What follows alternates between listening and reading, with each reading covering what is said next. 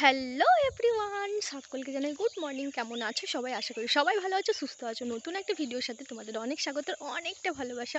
সকাল সকাল ঘুম থেকে উঠে পড়েছি, যেহেতু আজকে বাড়ি যাব। আর ফ্রেশ ট্রেশ হয়ে নিয়েছি, একটু চাটা খেয়ে নিলাম।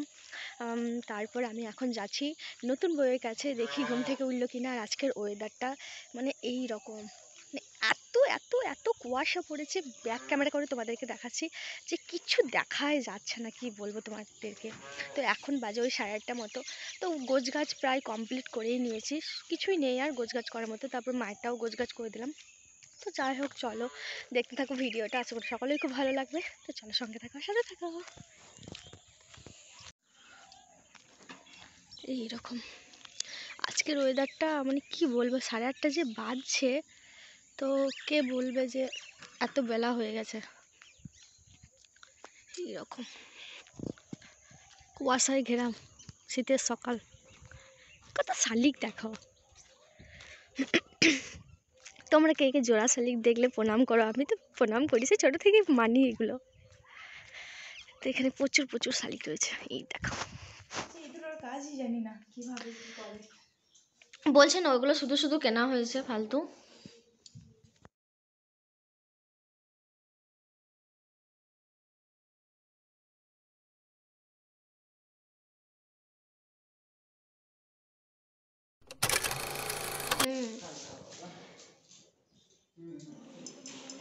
দিদি আরে চলে না,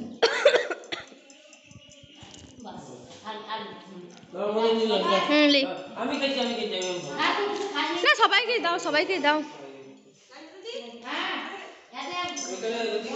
দাও, এগুলো সব খুলে খুলে রাখছো আর কি। ভালো করে দাও, এগুলো নষ্ট হয়ে গেছে, কি দরকার। লাও লাও, একটু নাও, ওগুলো সবাইকে দিয়ে দাও।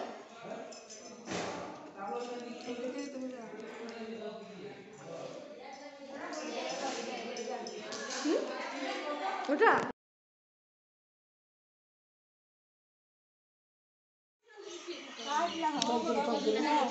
সবাইকে দিয়ে দাও।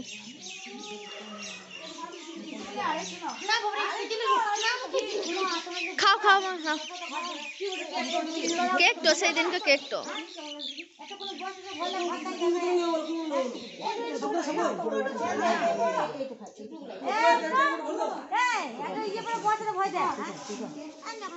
তুমি ভালো করে থাকো। আমি তো রয়েছি বসে। হ্যাঁ ঠিক আছে, আসছি, ভালো করে থাকো। বাড়ি চলে যাচ্ছি। অনেকগুলো দিন এখানে থাকা হলো। সত্যি কথা বলতে বিয়ের দিনগুলো না এত মজা করে কাটালাম আমরা সবাই মিলে যে বাড়ি যেতে একদমই ইচ্ছে করছে না। তো সকাল সকাল টোটো চলে এসেছি, আর এখন আমরা যাচ্ছি বাড়ি। সবাইকে টাটা করে বাড়ি চলে আসছি। তো যাই হোক, আমি আছি এখানে, আমার একটা দিদুন আছে, সাথে আমি আছি। আর এই দিদুনটা না ভীষণই ভালো, বেশ মজা করে আমার সাথে কথা বলছিল, তো খুব ভালো লাগছিল। তো যাই হোক, চলো। স্নান করে ফ্রেশ ট্রেশ হয়ে নিল, আর অনেক কাচাকুচিও মা আর আমি দুজনে মিলে করলাম, আর ঠাম্মি ওইদিকে রান্না করছে। তো রান্না মোটামুটি কমপ্লিট হয়ে গেছে। আর সব জিনিসপত্রগুলো ব্যাগ ট্যাগ গোছাতে গোছাতে অনেকটা লেট হয়ে গেল।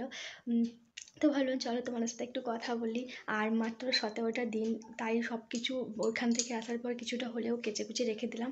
এবার ওগুলো সব আয়রন টায়রন করবো, তারপরে আবার লাগেজে প্যাকিং করবো।